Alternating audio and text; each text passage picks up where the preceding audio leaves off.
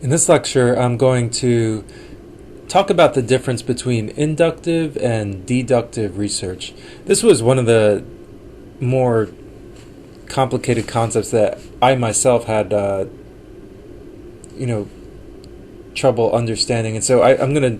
It took me a while to learn this, so I understand if this is kind of a difficult concept for you to understand. Hopefully, I can explain it to you that in a way that helps you learn it a little bit quicker than I did.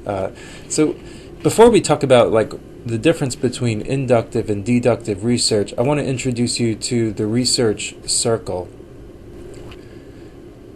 The research circle is a visual diagram that represents the research process. And there are four basic components of the research process. Theory, which represents a set of ideas that help you explain a particular social phenomenon.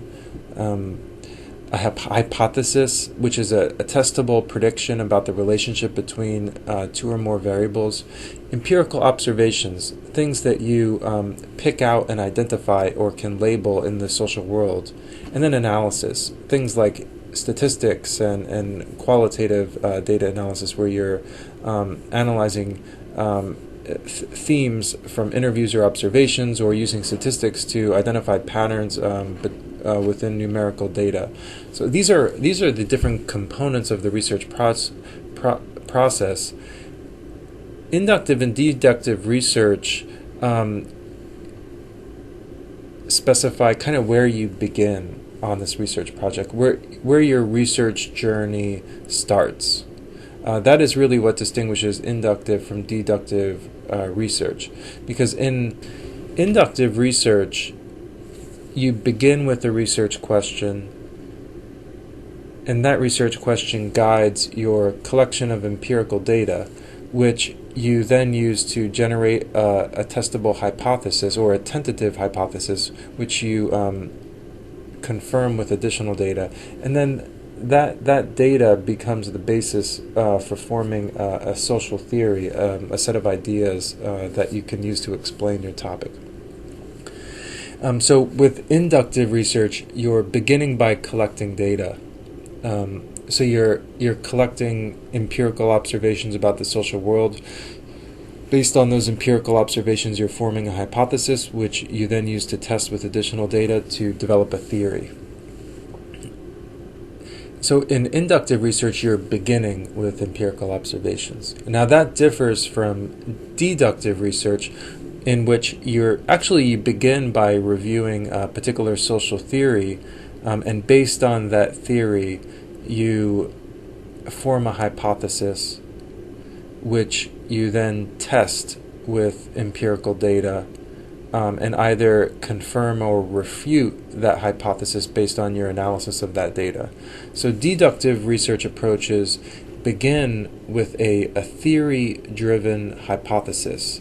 So there might be an existing theory to explain a particular topic, and you form a hypothesis that's based on that theory, which then guides your data collection and analysis. So you might design a particular survey to collect information about a set of variables in your hypothesis, which you then analyze, and that feeds back to the theory. So you might add to or maybe revise a particular theory based on your analysis.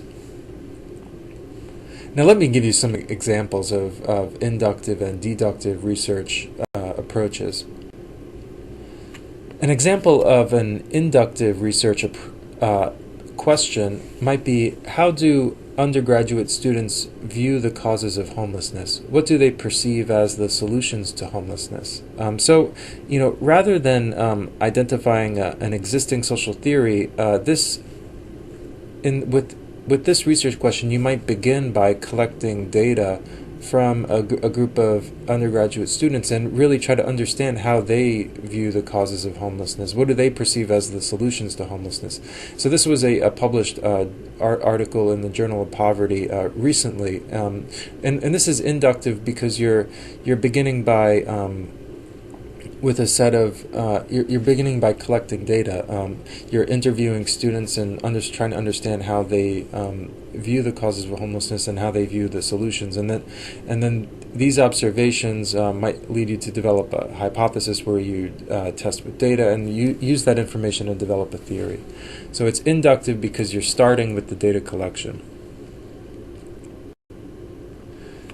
Now, deductive, an example of a research question that's more deductive in nature is, are perceptions of discrimination among young adults related to psychological distress? And does discrimination help to explain racial differences in depressive symptoms? So this research question is deductive because it actually these research questions and the hypotheses that can be formulated from the research question are sort of drawing from an existing social theory. It's actually the stress process theory that specifies how stress is related to health and how social characteristics affect exposure to stress and how personal social resources moderate the relationship between stress and health. And so based on the stress process theory, this researcher was able to conduct a study to form a hypothesis about one form of social stress, discrimination, and how it relates to psychological distress. So this was deductive research in the sense that there was an existing social theory. The researcher formed a hypothesis, collected data in the form of a survey, and used that data to analyze and test that hypothesis and update existing social theory.